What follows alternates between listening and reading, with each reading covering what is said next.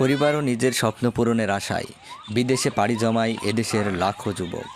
তাদের সকলেরই মনের ইচ্ছা একটু ইনকাম করবে, পরিবারের সচ্ছলতা ফিরিয়ে আনবে, এরপর কোনো এক সময় আবার মায়ের সন্তান মায়ের কোলে ফিরে আসবে। কিন্তু এদের মধ্যে অনেকে এমন আছে যাদেরকে আর মায়ের কোলে ফিরে আসা হয় না। মৃত্যু নামের ভয়াল সবল তাদেরকে নিয়ে যায় পরপারের টানে। তাদেরই মধ্যে একজন আবির হোসেন, যিনি আলমডাঙ্গা উপজেলার খাসকরা ইউনিয়নের হাকিমপুর গ্রামের জনাব সানোয়ার হোসেনের ছেলে। সুখের আশায় গত 1 বছর আগে বিদেশে পাড়ি জমায় আবির হোসেন। 1 বছর কাজকাম করে পরিবারের দায় দিনা শোধ করে কেবলই গুছিয়ে উঠেছেন।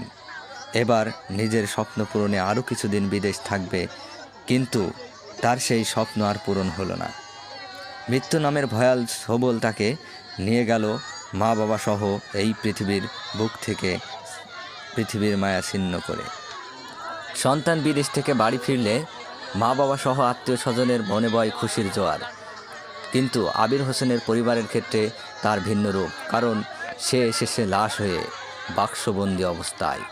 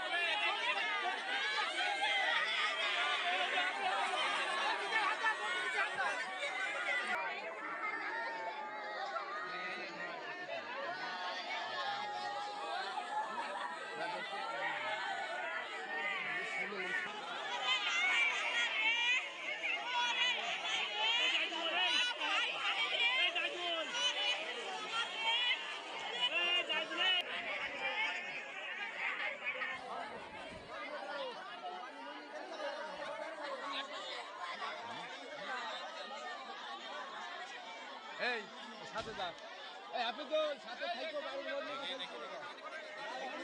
লোক যা, এই মইলা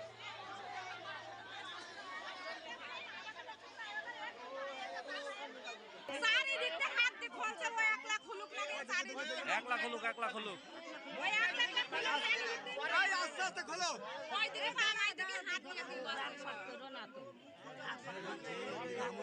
ওই 1 লাখ কাগজ দিয়া খোলো এ ভাই আরে নাম হারি গেল রে আরে পোস্ট করে ফেলে কাগজ দিয়া কথা সব মেয়ে ওই হাত আরে